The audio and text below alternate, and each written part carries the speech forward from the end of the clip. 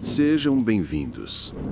Antes de começar, gostaria de saber a que horas e de onde está falando. Não esqueça de deixar um like, isso ajuda demais o canal.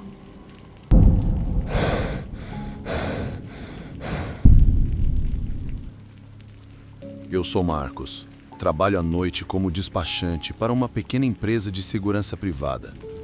É o tipo de trabalho em que o telefone mal toca, e quando toca, geralmente é alguém que está trancado do lado de fora do próprio portão ou um guaxinim acionando um detector de movimento. Não é emocionante, mas paga as contas. E aprendi a conviver com as horas tranquilas. Aquela noite deveria ser uma das raras que eu realmente teria de folga. Minha esposa, Ellie, passou mais uma noite no hospital e decidi aproveitar ao máximo. Sem agenda, sem ligações, sem alarmes, apenas um sofá grande só para mim, qualquer junk food que eu pudesse encontrar e alguma coisa idiota passando na TV. Era um pouco depois das 10 quando a primeira coisa estranha aconteceu. Eu estava assistindo novamente a um filme de ação do qual mal gostei na primeira vez, comendo cereal direto da caixa. As luzes piscaram apenas por um segundo, rápido o suficiente para que eu quase não percebesse. A TV parou como se tivesse soluçado e depois voltou a funcionar. Minha lâmpada diminuiu a intensidade e zumbiu, mas a energia não acabou. Fiquei ali sentado esperando por outro lampejo, mas tudo se acalmou. Imaginei que fosse a fiação antiga. A casa foi construída no final dos anos 60 e o proprietário não se esforçou muito para modernizar nada. Dei de ombros, apertei o play e não pensei duas vezes. 5 minutos depois, aconteceu novamente. Dessa vez, as luzes não apenas piscaram, elas desapareceram. Escureceram e permaneceram assim, pairando naquele âmbar baixo e opaco. As lâmpadas do teto começaram a fazer um zumbido fraco, quase como se estivessem fazendo esforço. O filme parou. O som morreu completamente e, de repente, eu estava sentado em uma sala que parecia silenciosa, como se algo tivesse se acomodado no silêncio. Foi então que notei a cortina da porta dos fundos se mover. Foi sutil. Apenas uma pequena contração brusca, como se alguém tivesse tocado do outro lado. O problema é que a cortina não se move sozinha. Nenhuma corrente de ar, nenhuma janela aberta, nenhuma saída de ar por perto. Ela simplesmente se moveu como se algo tivesse roçado nela. Levantei-me lentamente. Eu não estava assustado naquele momento, apenas alerta. Fui até lá, puxei a cortina e olhei através do vidro.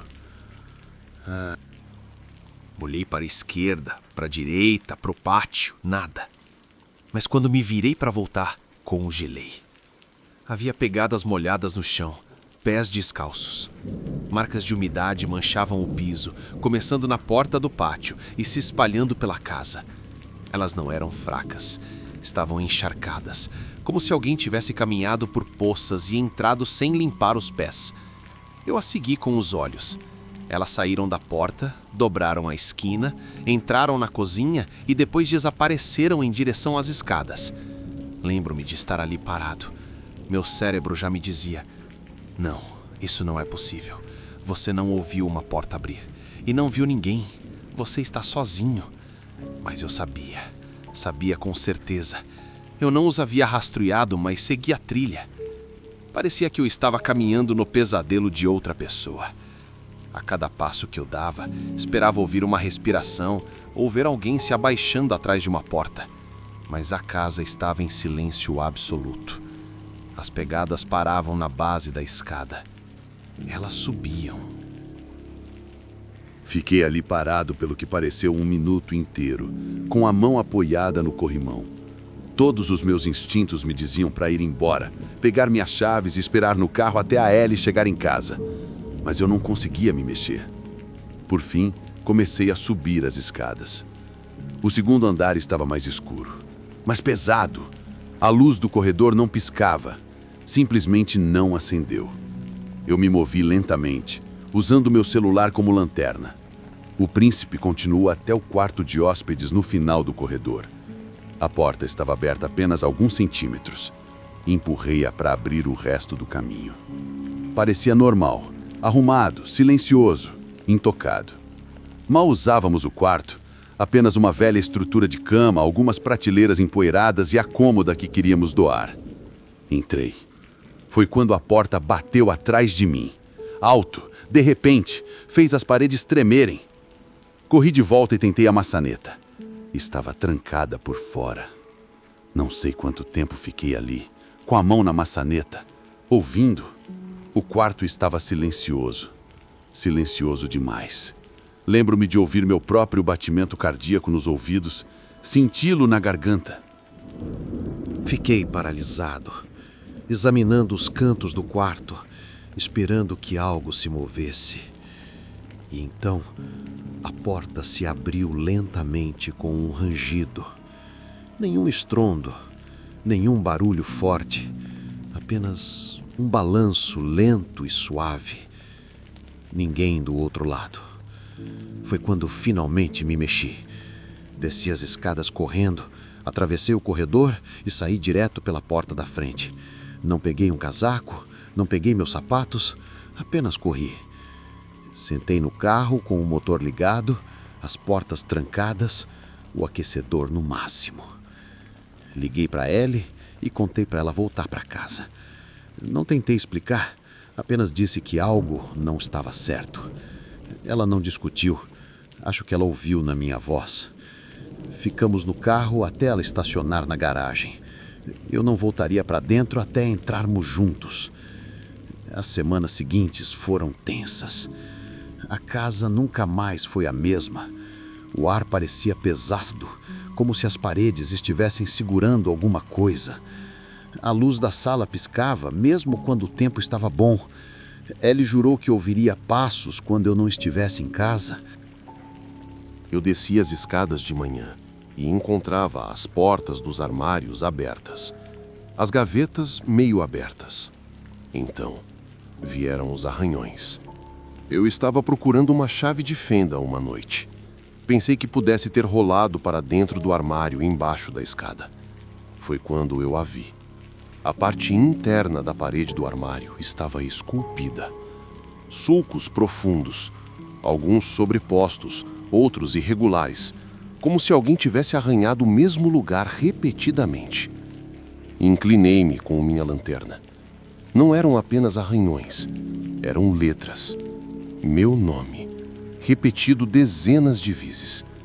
Algumas bem esculpidas, outras desordenadas, como se alguém tivesse tentado se lembrar de como escrever, mas continuasse errando. Abaixo, riscadas mais fundo do que qualquer outra coisa, havia 3 palavras. Amia. Era isso. Demos o aviso prévio naquela semana. Rescindimos o contrato de aluguel, pagamos a multa e nem tentamos reaver o depósito. Nos mudamos para o outro lado da cidade. Apartamento pequeno, 3º andar. Nada chique, mas seguro. Normal. Não conversamos muito sobre aquela noite.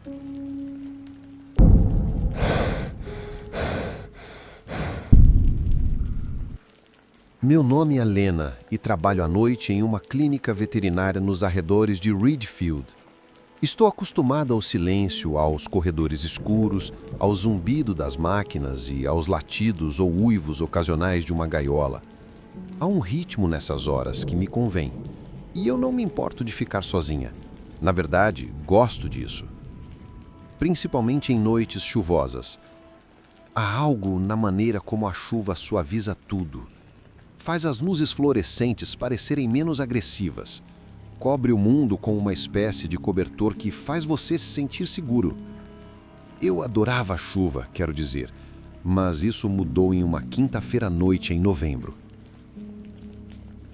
Tinha sido um turno longo, uma daquelas noites caóticas em que tudo que podia dar errado dava. Um cachorro chegou depois de ser atropelado, um gato foi trazido convulsionando. Minha colega de trabalho, Zoe, saiu mais cedo. O filho dela estava com febre. E no final de tudo, eu era a última no prédio. Fiquei até tarde limpando, trancando os remédios, terminando as notações. Quando finalmente saí, era pouco depois da meia-noite. e chovia como limpadores de para-brisa a todo vapor. O estacionamento estava vazio, os postes de luz borrados sobre o aguaceiro. Hesitei por um segundo. Zoe tinha me oferecido seu sofá antes de ir embora. Está caindo forte, ela disse. Acabe aqui. Mas eu estava cansada e minha cama ficava a apenas 25 minutos de distância. Ainda menos se eu pegasse as estradas secundárias. Eu já tinha feito isso muitas vezes. Essas estradas cortavam árvores densas, passavam por algumas fazendas antigas e depois voltavam para a rodovia principal mais perto de casa. Eu as conhecia como a palma da minha mão. Nem pensei duas vezes. Acabei de... No carro, liguei os limpadores de para-brisa e dirigi. A chuva estava tão forte que não me preocupei com música. Apenas com o bater dos limpadores e o ocasional chocalhar de galhos contra o teto. A visibilidade era péssima. A estrada se estreitava entre as árvores, as bordas quase invisíveis no escuro. Meus faróis iluminavam a chuva, mas não muito mais.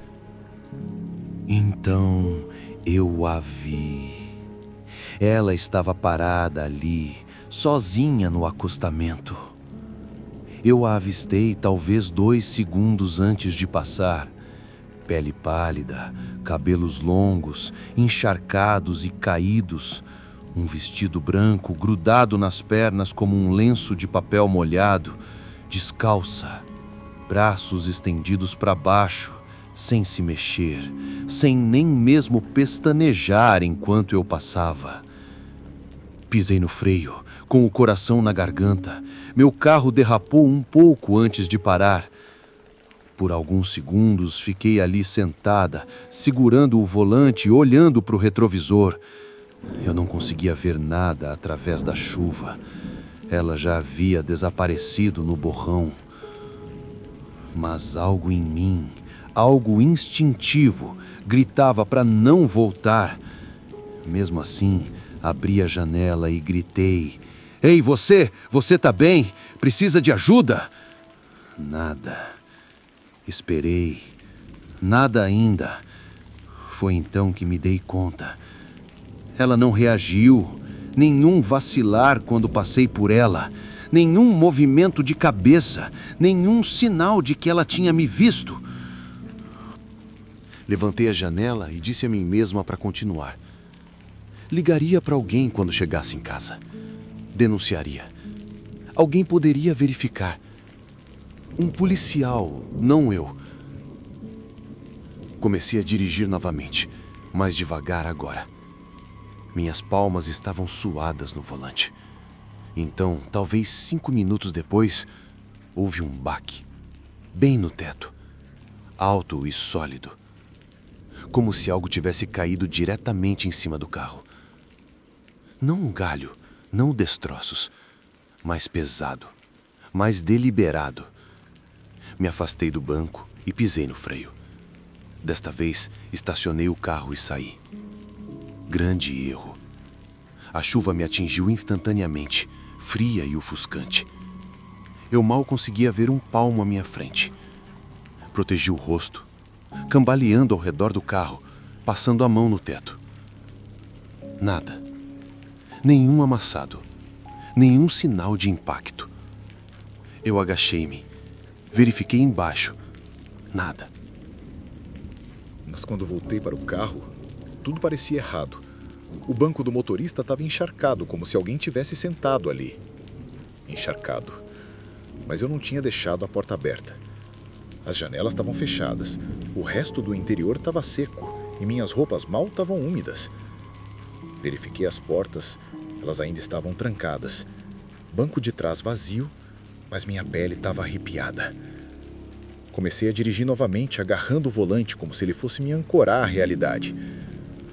Não olhei para os retrovisores, não respirei muito fundo. Apenas me concentrei em chegar em casa. Então, a vi novamente, parada bem no centro da estrada. Pisei no freio com força. Ela estava de costas para mim, o mesmo vestido encharcado, o mesmo cabelo sem vida, a mesma postura imóvel. apenas parada ali. Buzinei, gritei, nada. Então ela estava na minha janela, assim mesmo. Ela não se moveu, não andou, apenas apareceu. Seu rosto estava a centímetros do meu, pressionado contra o vidro. Seus olhos estavam muito arregalados, muito escuros. Sua boca estava se movendo novamente, lenta e silenciosa, formando palavras que eu não conseguia ouvir. Eu congelei. Não conseguia piscar, não conseguia respirar. Então, ela sorriu. Não era um sorriso que vinha de alegria ou mesmo de crueldade. Parecia um sorriso ensaiado no espelho 1000 vezes até não significar mais nada, esticado para o lado errado. Dei ré com o carro, pisei no acelerador, os pneus giraram, o carro derrapou e eu lutei para controlá-lo. Ela não me perseguiu, não se moveu, apenas ficou lá enquanto eu dava ré, me virava e acelerava para o outro lado. Não parei de novo. Nem no sinal vermelho, nem nos sinais de parada. Eu nem me lembrava da maior parte da viagem. Eu só ficava olhando para os espelhos, com medo de ver o rosto dela atrás de mim. Quando finalmente cheguei à minha garagem, fiquei sentada lá por um longo minuto, o motor ligado, o coração ainda martelando. Verifiquei o banco de trás mais uma vez, mas não consegui me livrar da sensação de que não estava sozinha. Corri para dentro, tranquei tudo. Então notei algo. Meus ossos de roupa secos. De jeito nenhum. Eu estava lá fora na tempestade. Eu deveria estar encharcada. Fiquei na cozinha olhando para o chão sem conseguir entender nada. Meu cabelo nem estava úmido. Peguei meu celular. Havia uma única notificação. Apenas uma. Uma nova foto na minha galeria. Eu não tinha tirado nenhuma foto. Abri. Estava granulada, de baixa resolução, uma foto tirada do banco de trás. Olhando para frente. Dava para me ver no banco do motorista, ligeiramente virada, como se tivesse olhado para a esquerda. E no espelho retrovisor, quase sem foco, estava um rosto dela, sorrindo. Apaguei a foto. Então fiquei sentada no sofá até o nascer do sol, todas as luzes da casa acesas. Não peguei a estrada secundária desde então. Não importa quanto tempo a viagem seja agora, vou pelo caminho mais longo, sempre.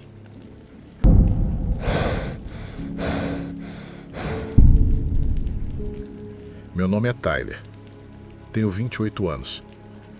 Isso aconteceu quando eu trabalhava no turno da noite em uma pequena cafeteria perto de Belleville. Era o tipo de lugar que só tinha alguns clientes depois das 22. A maioria frequentadores e esquisitos tentando ficar sóbrios antes de ir para casa. Eu trabalhava até tarde, fechando a loja por volta da 1 da manhã na maioria das noites. Não era glamuroso, mas pagava minhas contas e, honestamente, eu não me importava com o silêncio. Eu não tinha carro naquela época, ainda não tenho. Sempre andei a pé, mesmo quando chovia. O que aconteceu naquela noite, forte, fria, constante. Não pensei muito nisso na hora. Coloquei meu capuz, enfiei os fones de ouvido e comecei o caminho habitual para casa. Sempre pegava um caminho mais longo por ruas laterais, não para economizar tempo, mas por hábito. Era mais silencioso, mais fácil para pensar. Na maioria das noites, eu não via ninguém.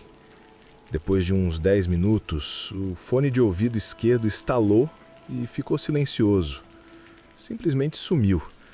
Eu tirei e sacudi irritado, mas quando olhei para cima, algo chamou minha atenção no fim da rua. Alguém estava parado sob um poste de luz quebrado, sem se mexer, apenas parado no meio da calçada, com os braços soltos ao lado do corpo. Imaginei que estivesse esperando alguém, talvez um Uber, mas quanto mais eu olhava, mais estranho parecia. Não se mexia, não olhava o celular, não se curvava contra a chuva, apenas ficava perfeitamente imóvel, olhando para frente. Diminui o passo, sem perceber totalmente que estava fazendo isso. Então, a figura deu um passo à frente. Apenas um. Foi sutil, suave, sem solavancos ou balanços. Um deslizar quase mecânico. Meu cérebro imediatamente sinalizou que aquilo era errado, mas ignorei. Provavelmente só cansaço, disse a mim mesmo. Vá para casa. Virei na próxima à esquerda e mudei de rota. Não corri, apenas me ajustei. Dei o benefício da dúvida, mas adicionei um pouco de espaço. Ainda estava com fone de ouvido direito, mas não estava realmente ouvindo nada. Eu só andava mais rápido. Foi quando ouvi toque, toque, toque. Não era o tipo de som que a chuva faz. Era muito lento, muito espaçado. Parecia próximo, mas não vinha de trás de mim. Era como se estivesse ao meu redor. Parei de andar. O som parou também. Virei-me. Nada. Ninguém. Calçada vazia atrás de mim. Apenas a chuva constante e um letreiro de neon quebrado zumbindo ao longe. Comecei a andar novamente, desta vez com um propósito. Chega de perder tempo. Cortei caminho por um beco que conhecia bem. Estreito, escuro, um atalho que usei por anos. Passava atrás de um sebo e terminava perto da esquina do meu prédio. No meio do caminho, percebi um movimento pelo canto do olho. Virei-me e ele estava lá, a 3 metros de mim. A mesma figura, casaco encharcado, cabelo molhado espalhado no rosto. Não andando, não correndo, apenas ali. Estava mais perto do que deveria. Nenhum passo, nenhum respingo, nenhum som. Apenas parado, flutuando. Digo isso porque seus pés não tocavam o chão. Eu conseguia ver a poça abaixo dele claramente. A superfície estava intacta, sem ondulação, sem reflexo. Congelei por talvez 1 segundo. Então corri. Não pensei. Não olhei para trás. Apenas corri pelo beco, os sapatos escorregando no asfalto molhado. Cheguei à rua principal, quase sendo atropelado. Dobrei a esquina do meu prédio. Minhas mãos tremiam tanto que mal consegui enfiar a chave na fechadura. Assim que entrei, bati a porta atrás de mim e tranquei todos os ferrolhos. Encostei-me nela, tentando respirar, tentando pensar. Disse a mim mesmo: talvez tenha sido só alguém brincando comigo. Talvez eu tenha imaginado a flutuação. Talvez eu estivesse exausto. Então, as luzes se apagaram. Nenhuma oscilação. Nenhum aviso. Apenas um apagão total. O corredor ficou escuro como breu. Eu não me mexi. Nem respirei por alguns segundos. Então ouvi novamente a batida. Só que dessa vez vinha de cima de mim. Eu moro no último andar. O som se movia lentamente pelo teto, diretamente sobre mim. Suave, deliberado, como se alguém caminhasse descalço, devagar. Afastei-me da porta centímetro por centímetro, com os olhos fixos no teto enquanto as batidas paravam bem acima do meu quarto. Então, houve 3 batidas fortes. Toque, toque, toque, quase como um sinal. Recuei até o meu quarto, tranquei a porta atrás de mim e me sentei no chão, com as costas contra a parede. Eu não acendi as luzes. Não me mexi. Segurei o telefone em uma mão, mas não liguei para ninguém. O que eu diria? Então, eu ouvi as mesmas batidas, mas dessa vez na janela. 3 toques, suaves e constantes. Toque, toque, toque. Olhei para cima e, mesmo com as cortinas fechadas, consegui ver a silhueta. A mesma figura parada do lado de fora da minha janela, no terceiro andar. Só que ele não estava de pé.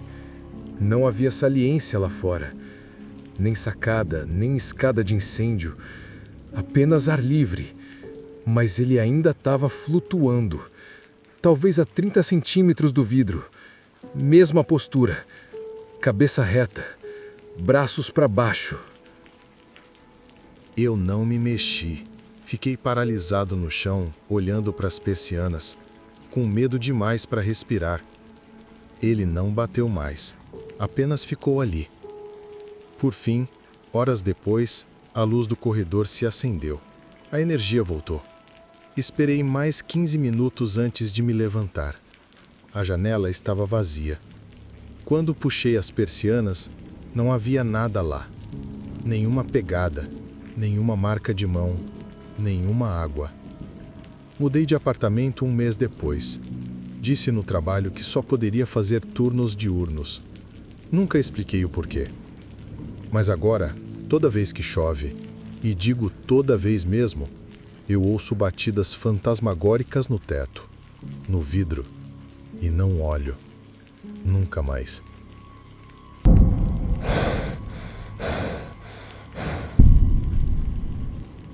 Meu nome é Caio e tenho 29 anos. Trabalho à noite atendendo ligações para o departamento de fraudes de um banco. Não é exatamente algo emocionante, mas paga melhor do que você imagina. Meus turnos geralmente terminam por volta das 2 da manhã e naquela noite não foi diferente. Só que estava chovendo desde antes da meia-noite. Não era uma chuva comum, do tipo que bate nas janelas e transforma a cidade em uma confusão de reflexos e sarjetas transbordando. Era o tipo de coisa em que tudo parece mais silencioso do que deveria, como se o mundo estivesse no modo mudo. Eu estava exausto. Minhas costas doíam de tanto ficar sentado. Meus olhos estavam secos. E eu só queria chegar em casa, dormir e esquecer o cara que passou 20 minutos gritando comigo porque o cartão dele foi recusado no posto de gasolina. Peguei meu caminho habitual pela Maple, passei pelo cemitério, atravessei a Ponte Velha perto do rio e depois entrei na Hook Ridge Drive. Aquela rua sempre me assustou um pouco, mesmo durante o dia. As casas são estranhamente espaçadas, a maioria delas abandonada ou coberta de era, e há um trecho onde as árvores se aproximam demais. Mas era o caminho mais rápido para casa, e eu não estava com vontade de ficar preso no trânsito das estradas principais. Quando entrei na Hook Ridge, a chuva caía torrencialmente. Os limpadores de para-brisa estavam trabalhando mais do que o normal, rangendo o suficiente para me deixar louco. Os faróis mal conseguiam cortar a chuva intensa. Meus pneus passavam por poças profundas e eu tive que manter a velocidade abaixo de 20 para evitar a aquaplanagem. Foi então que a vi, bem no meio da estrada. No começo pensei que fosse apenas uma garota pega pela tempestade. Talvez o carro dela tivesse quebrado, ou talvez ela tivesse brigado com alguém e ido embora furiosa. Mas algo estava errado. Ela não se movia.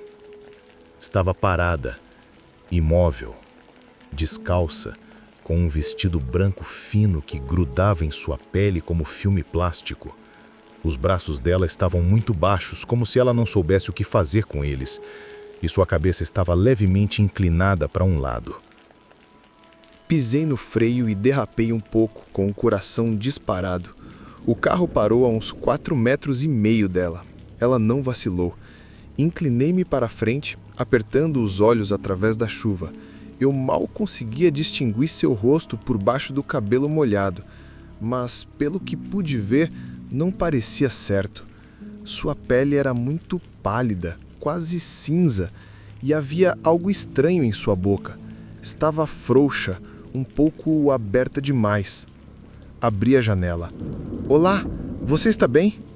Nada. Pensei que talvez ela estivesse em choque, talvez precisasse de ajuda. Peguei meu telefone para ligar para alguém, 911, um táxi, qualquer coisa. Mas então ela se moveu, naturalmente. Era como se todo o seu corpo girasse em um movimento rígido, como um manequim em uma plataforma giratória. Seus ombros, quadris e joelhos giraram ao mesmo tempo. Foi então que vi os olhos dela. Ou, melhor, não vi, porque eles não estavam lá. Apenas buracos escuros e profundos onde deveriam estar os olhos. E ainda assim, ela estava me olhando. Eu senti como se 2 pinos de gelo estivessem sendo perfurados na parte de trás do meu crânio. Entrei em pânico e engatei a ré. Meus pneus giraram no asfalto molhado e eu quase bati em uma caixa de correio ao dar marcha ré muito rápido. Tentei virar o carro, mas assim que olhei para frente novamente, ela estava lá, bem na minha frente, mais perto, quase pressionada contra o capô. Sua cabeça se contraiu levemente e sua boca se abriu ainda mais. Não como alguém gritando, mas como algo desequilibrado. Era artificial, profundo, escuro por dentro. Coloquei o carro em movimento e pisei no acelerador. Eu não me importasse se batesse nela, eu só queria sair dali. O carro desviou, os pneus cantaram e eu disparei pela estrada como se minha vida dependesse disso. E talvez dependesse mesmo. Olhei pelo espelho retrovisor várias vezes esperando vê-la me perseguindo, flutuando atrás, talvez bem do lado de fora da janela, mas não havia nada. Eu não fui para casa. Dirigi em círculos por quase 1 hora, encharcado de suor e mal conseguindo respirar. Acabei em um restaurante 24 horas no lado leste. Fiquei sentado no estacionamento com o motor ligado, tentando entender o que havia acontecido. Fiquei pensando, talvez eu tenha imaginado. Talvez eu tenha cochilado por 1 segundo, ou as sombras tenham me pregado uma peça. Eu apenas concordei. Eu não contei a ninguém, nenhuma palavra. Mas ele a descreveu exatamente. Desde então, descobri que há algumas pesquisas sobre o assunto. Acontece que existem histórias sobre a Rook Ridge há décadas. Uma mulher que foi atropelada por um motorista bêbado. Uma menina que se afogou durante uma enchente. Uma mãe que desapareceu enquanto procurava seu filho desaparecido. Nomes diferentes, detalhes diferentes, mas sempre a mesma coisa. Chuva, um vestido branco, um rosto que você nunca vai esquecer. Mudei minha rota permanentemente. Demora mais, custa mais, gasta mais gasolina, mas eu não me importo. Mas 2 semanas depois, algo aconteceu que mudou tudo. Um cara do meu turno, Darren, mencionou a Rook Ridge enquanto estávamos batendo o ponto. Ele disse que a namorada implorou para que ele parasse de pegar aquela estrada. Disse que ouviu rumores das crianças da vizinhança sobre uma mulher de vestido branco que aparece durante tempestades. Alguns disseram que ela era um fantasma. Outros alegaram que ela era uma projeção, uma alucinação causada por algum vazamento químico na área. Então Darren disse algo que fez meu estômago embrulhar. Ela fica no meio da estrada, certo? Não se move. Você acha que ela é real até chegar perto, então ela se vira. Rosto como se algo tivesse derretido.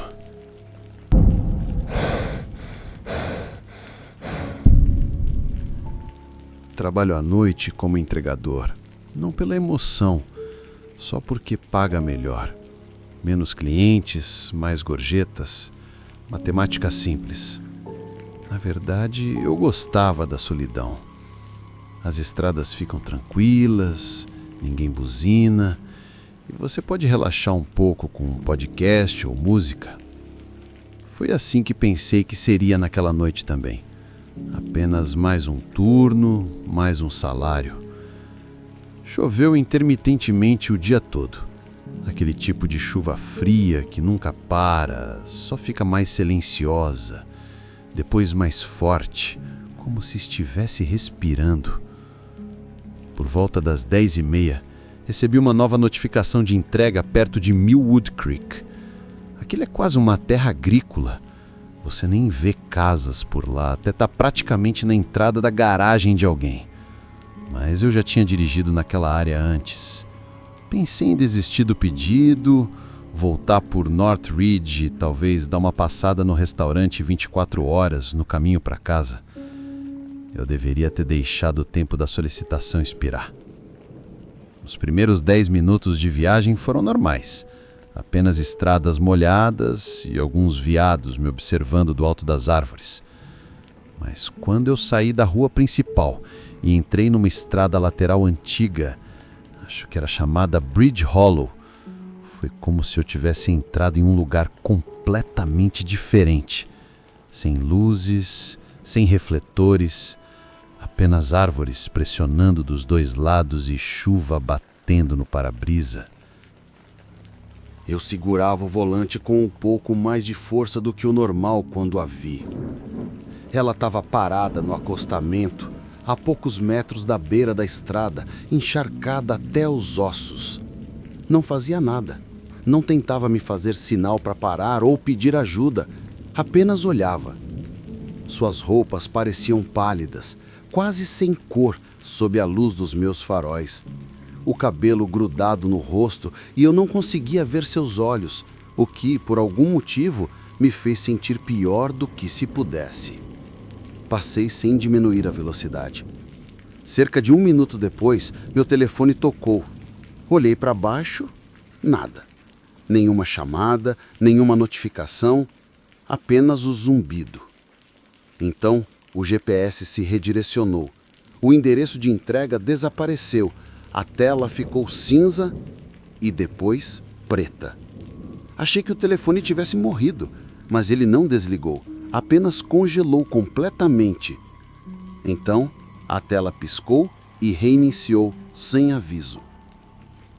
A essa altura, a estrada já estava mais estreita. As árvores estavam tão próximas que raspavam nas laterais do carro.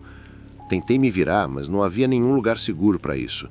Por fim, encontrei um pequeno acostamento lamacento, como um remendo utilitário, espaço suficiente para dar ré e sair em 3 pontos. Olhei nos espelhos antes de dar ré e a vi novamente. A mesma mulher, mas dessa vez ela estava bem atrás do meu carro. Seu rosto estava ligeiramente inclinado, ainda sem expressão, ainda sem movimento, ali mesmo. Não hesitei, coloquei a marcha em movimento e pisei fundo. Meus pneus traseiros giraram um pouco na lama antes de travar. Quando isso aconteceu, avancei com força suficiente para fazer a parte da frente balançar. Continuei, sem olhar para trás, nem mesmo quando as estradas começaram a ficar borradas e a fazer curvas que não faziam sentido. Passei 2 vezes pela mesma placa de limite de velocidade torta. Foi então que percebi que não estava apenas perdido. Eu estava preso em um loop. O rádio parou de funcionar primeiro. Depois, as luzes do painel diminuíram, não de uma vez, mas gradualmente, como se alguém estivesse diminuindo o brilho do interruptor. Por fim, o carro fez um clique suave. Não do motor, de algum lugar abaixo de mim. Então, tudo ficou escuro. Os faróis sumiram, as luzes internas se apagaram. O motor ainda zumbia, mas tudo o resto havia parado. Parei e abaixei a janela apenas 1 centímetro para escutar. Foi quando eu ouvi uma batida suave.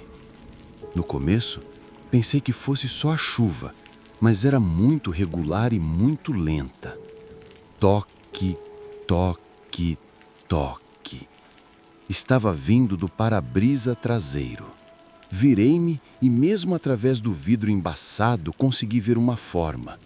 Um rosto pressionado contra o vidro, por dentro. Pulei do carro tão rápido que escorreguei. Minha mão bateu com força no asfalto molhado e senti a areia raspando-me a palma. Levantei-me rapidamente e recuei, ofegante. Esperava ver alguém no banco de trás. As portas não estavam trancadas, mas quando eu abri a porta traseira, não havia nada. Ah, e os assentos estavam úmidos. Não encharcados pela chuva, úmidos como se alguém tivesse acabado de passar por ali. O vidro traseiro ainda tinha condensação no interior. Bem no centro, uma marca de mão. Nenhuma mancha, nenhuma marca de arrasto. Apenas uma única marca perfeitamente limpa, como se tivesse sido pressionada suavemente contra o vidro embaçado. Não voltei. Peguei meu telefone e comecei a andar. Não havia sinal, nenhuma barra, mas continuei. A estrada parecia não ter fim. Nenhum carro passou. Eu nem ouvi animais, nem sapos, nem pássaros. Apenas o barulho constante e úmido dos meus sapatos contra o pavimento. 20 minutos depois, faróis apareceram na curva. Eu praticamente pulei na estrada, acenando com os 2 braços. O cara que parou era mais velho, talvez na faixa dos 50, e dirigia uma picape vermelha velha. Abaixou a janela alguns centímetros, olhou-me de cima a baixo e perguntou se eu estava bem. Eu disse sim. Depois não. Depois, algo sobre meu carro ter morrido. Não mencionei a mulher. Eu não sabia como dizer isso sem parecer louco. Ele me deu uma carona de volta até a estrada principal e me deixou num poço de gasolina. Chamei um reboque. Minhas mãos não paravam de tremer.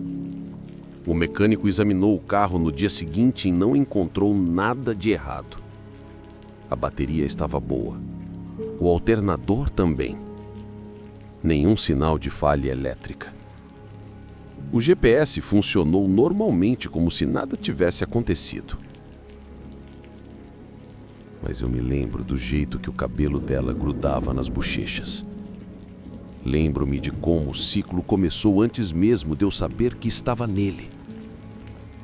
Lembro-me daquela maldita marca de mão na parte interna do vidro. Ela não era uma pessoa. Ela fazia parte daquela estrada. Como se quisesse que eu ficasse. Como se estivesse me mostrando do que era capaz. Não dirijo mais à noite quando chove. Não aceito entregas perto de Millwood. Eu nem abro o aplicativo se ouço trovões. As pessoas podem rir, podem dizer que sou paranoico. Mas elas não a viram. Elas não ficaram sentadas sozinhas em um carro morto, ouvindo algo respirando no vidro traseiro. Eu fiz isso, e não vou dar outra chance.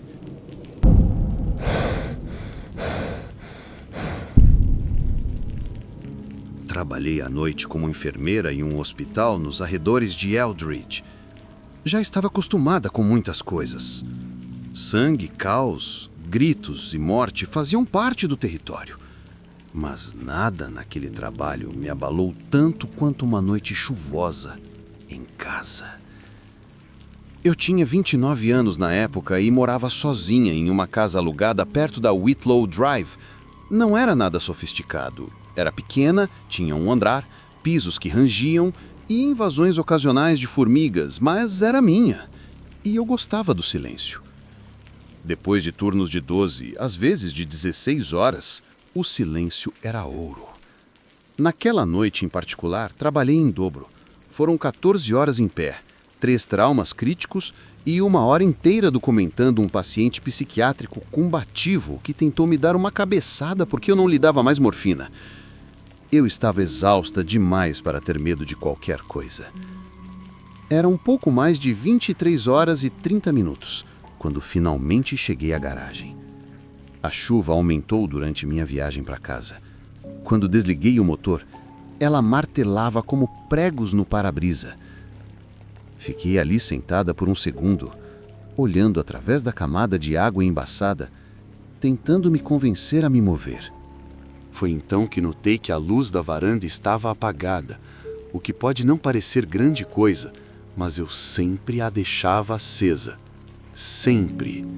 Sou do tipo que verifica 2 vezes o fogão antes de sair e tranca a janela do banheiro, embora fosse pequena demais para qualquer pessoa que não fosse um esquilo passar.